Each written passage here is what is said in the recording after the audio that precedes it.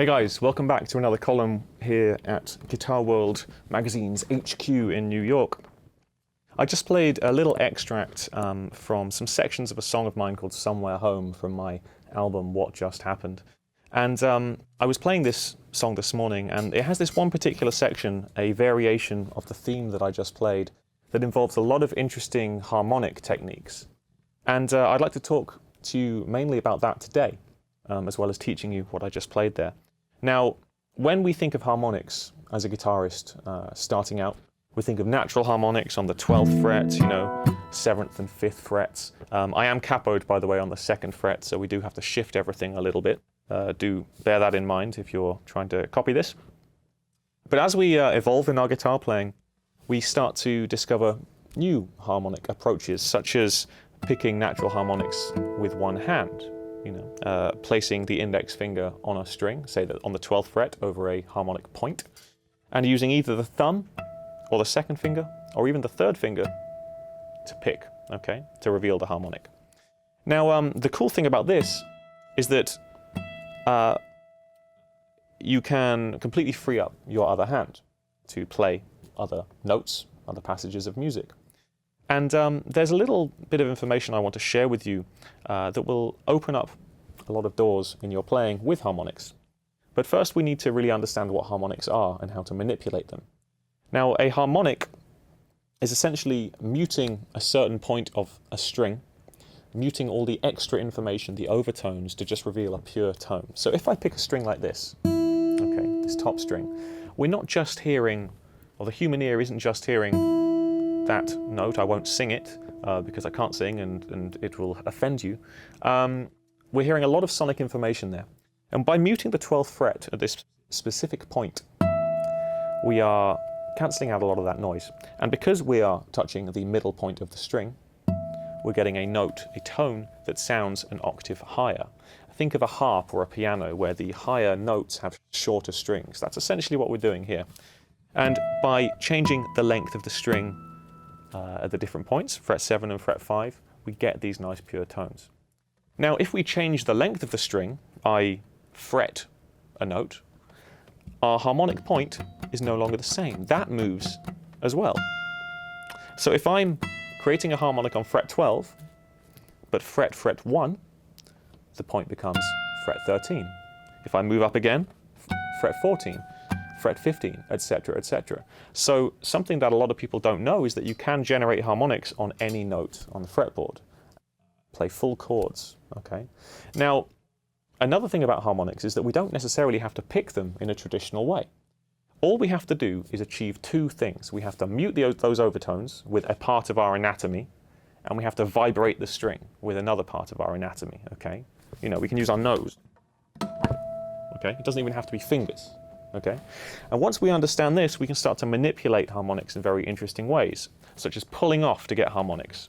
Here I'm fretting a note and pulling off to get that string vibration, whilst touching the 12th fret to get the harmonic, It gives you a very different attack. Why stop at pull-offs? You can do hammer-ons. Here I'm hammering onto the 2nd fret, but I'm touching the harmonic point, which would be the 14th fret, because I'm on the 2nd fret here. 2 plus 12 equals 14. That way you can get harmonics and add in some vibrato. So there's lots of really interesting ways to get these harmonics through using these techniques. And a lot of that was showcased in that passage of music I just played. So I'd like to take you through that now. Do use the tab to help. And here we'll learn a little piece of music using a lot of interesting harmonic techniques. Here we go. Okay, so this extract from Somewhere Home is in the key of E major. Now that we're capoed, we're in Dad-Gad tuning. Once again, that old familiar Led Zepp thing. We're going to start by playing the top 2 strings as a prelude to that first chord, hammering onto the 2nd fret there, and then resolving with that lovely major chord. And here you can either arpeggiate all 6 strings, not all 6 strings rather, just from the 6th string, or your bass note can be that middle D string. That's entirely up to you. Here I'm doing a nice little hammer and pull off onto the 3rd fret, but it can be the 4th fret or even 5th fret if you want. It's very inspired by Celtic music, and you get a lot of that variation in that style. Down to the B in the bass. Lifting that off to get the A in the bass. Finishing that run onto the G. Then this lovely chord here, this lovely suspension. But as we come down, we're adding on our notes onto the 6th fret and 5th fret there. The next run through is similar, the little variation in the melody, and now we slide down and end with that lovely chord there, okay?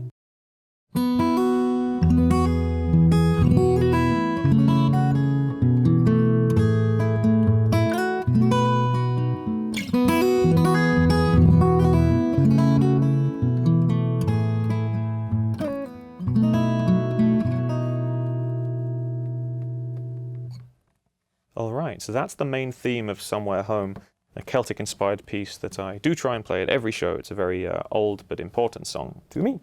Now, this next section is the variation. This happens later in the song, and it starts with all of these interesting harmonic techniques coming together. Okay, so I'll play that for you now.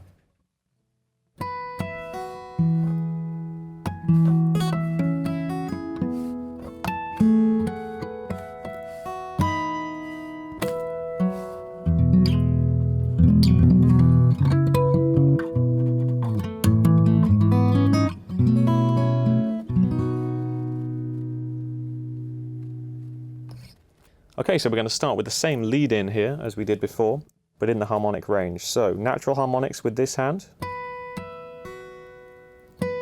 culminating in a hammer-on onto fret 2.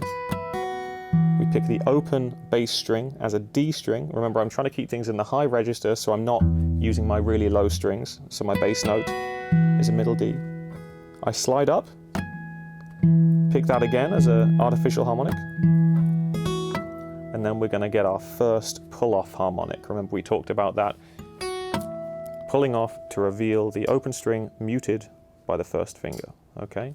We immediately jump straight into our first hammer-on harmonic. As before, 2nd fret A string, touching the 14th fret. It's important to touch it before we hammer on. If we touch it afterwards, we're not going to get the harmonic right away. Then this pattern continues. The melody continues as a natural harmonic, hammer, hammer, but as we hammer onto the 4th fret, we're going to get these 2 natural harmonics, and that's picked with the pad of the thumb instead of the fingernail. Okay, for that last one, we're going to need to remove this first finger as we pick that A string, okay. Now, it's important to mention at this stage why I'm using my thumb instead of my 2nd finger for these harmonics.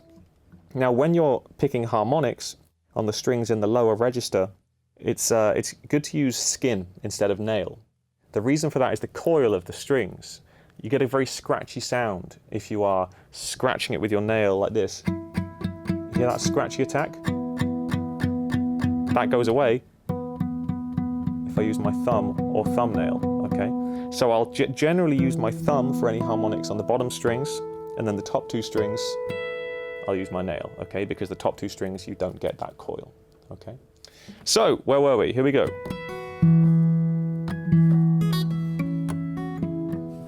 Then we're going to slide up all the way up to 19. Here my bass note's changing to the G after I pick this harmonic and pull off to reveal the 4th fret. Some harmonics here. Okay. Oh, sorry, no, well, we're not on fret 19. I've got a capo, my mistake. Here we go, now we're on fret 19. Then we pull off again, hammer on to 2, and now here's an interesting point. We're going to hammer on to get this nice harmony on the B string, which is now an A string, so the 2nd string, at the same time as that 19th fret natural harmonic there, okay? And we finish with a lovely 2-note little power chord in harmonics as a pull-off harmonic, okay? So now we're into normal guitar playing. On the bottom strings here, D, A, and D strings, before we have this lovely harmonic sequence here, okay? Now this sequence is the bottom string, the muted A string, and a harmonic on the 12th. 12th fret, okay, with the pinky, and that top A string as well. Nice bit of vibrato before this lovely final run.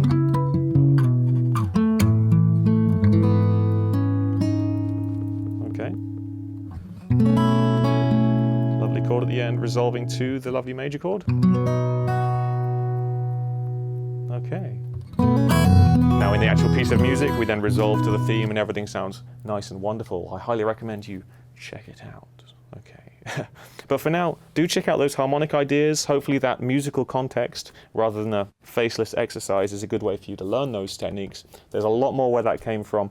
And until next time, guys, best of luck with the column. And as always, I'll see you very soon. Take care.